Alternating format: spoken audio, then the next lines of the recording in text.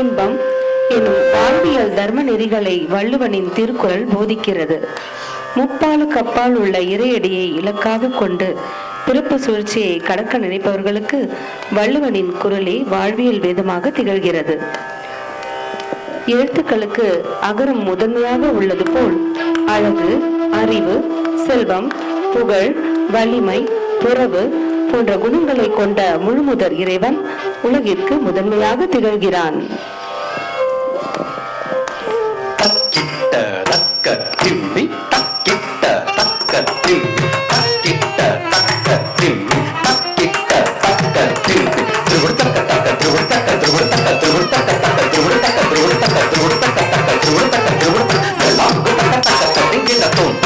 ததரி தக தரி ததன ததீம் ததரி தக தரி ததன கும் ததரி தக தரி ததன தனம் ததரி கடனம் தரி ததன தக தரி ததன ததீம் ததன தக தரி ததன ததன தகரு ததரி ததம் கடனம் கடனம் சகர மூதல ஏழு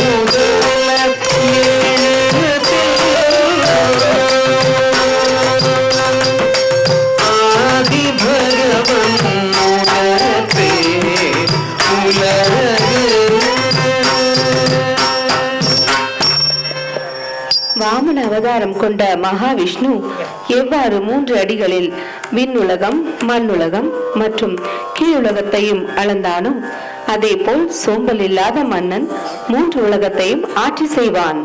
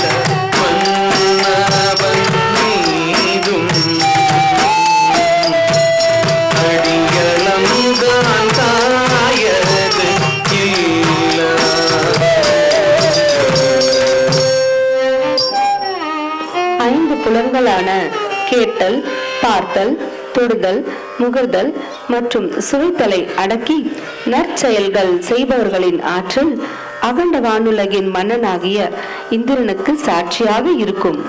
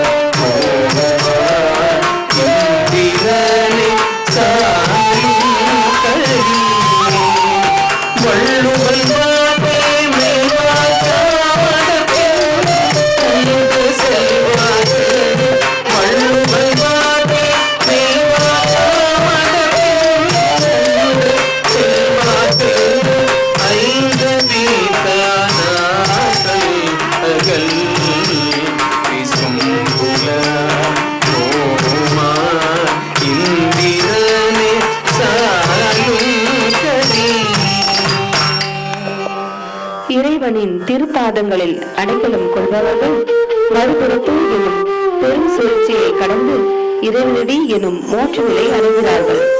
உண்மை கணவனானது மாமிசம் உண்பது போன்ற அறமற்ற செயல்களில் ஈடுபடுபவர்கள் திருப்பு சூழலில் சிக்கிக் கொள்கிறார்கள்.